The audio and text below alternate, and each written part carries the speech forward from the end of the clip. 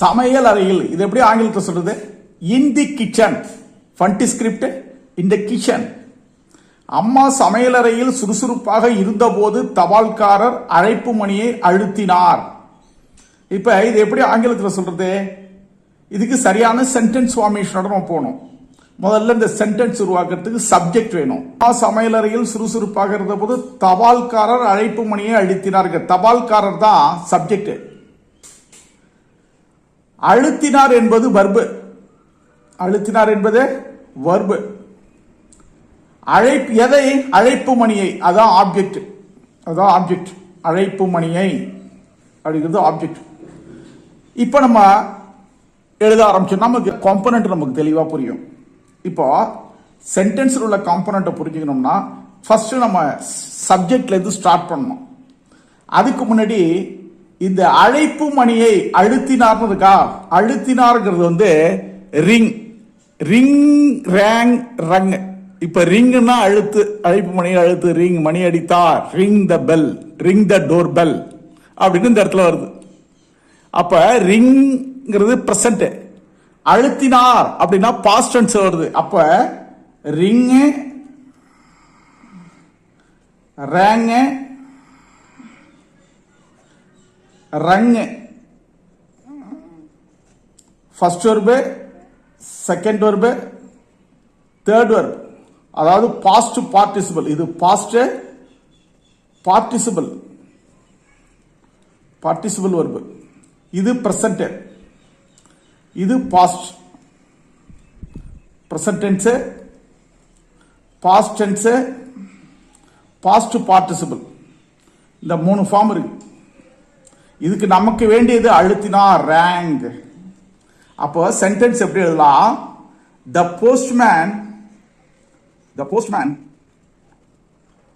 rang. The postman rang. எதை?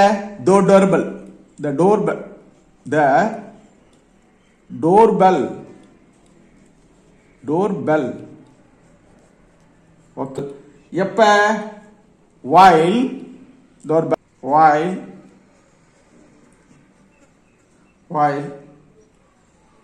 mom was. எப்ப? mom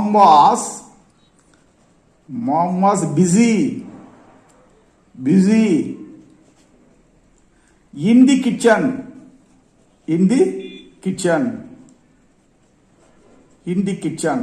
The postman rang the doorbell while mom was busy in the kitchen. The postman is the subject. இது verb, rang verb. எதை அழுத்தினாரு? the doorbell. அப்ப இது object. எப்ப? அவங்க சமையலறையில் சுறுசுறுப்பாக இருந்த போது.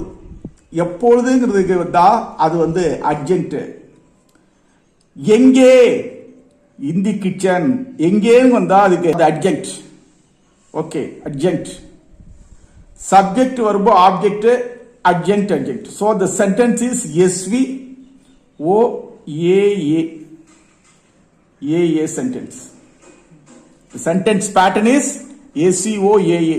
இங்க sentence pattern நமக்கு அதுக்காக நடத்தவில்லை. நம்ம எதுக்கு தெரிஞ்சுக்கிட்டு பார்க்கறோம்னா இந்த ஃபார்மேஷன் இப்படி அமையணும்.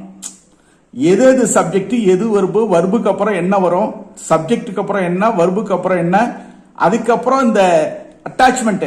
adjunct என்பதே ஒரு அட்டாச்மெண்ட். அது முன்னாடி வரலாம், பின்னாடி வரலாம், எங்க வேணாலும் இடையில கூட வரலாம், சமயங்கள்ல இல்லாம கூட இருக்கலாம். அதனால சென்டென்ஸுக்கு இந்த பாதிப்பும் கிடையாது. So postman subject, rang verb, the doorbell object, while mom was busy adjunct, in the kitchen adjunct. இப்ப while the மாமாஸ் in the kitchen, ஏன் இன் தி கிச்சன் போடணும்? இன் தி கிச்சன், ஏன் அட் தி கிச்சன் போடக்கூடாது? அட் அப்படின்னு ஏன் பயன்படுத்தக்கூடாது? அதுக்கு ஒரு காரணம். We should say she is in the kitchen. If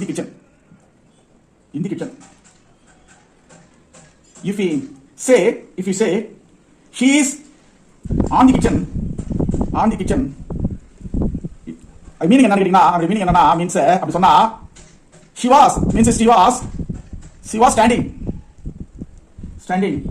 on the top of the on the top of the roof of the kitchen,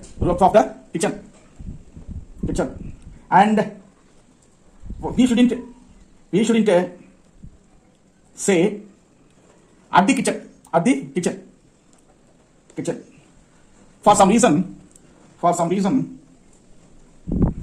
we don't use at the to refer to being in a position in a particular rooms in a house. We could say at the bank. We should say at the bank, or at the movies, but not at the living room, and not at the kitchen.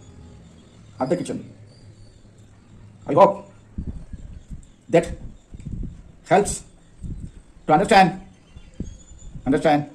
the importance of elements of grammar.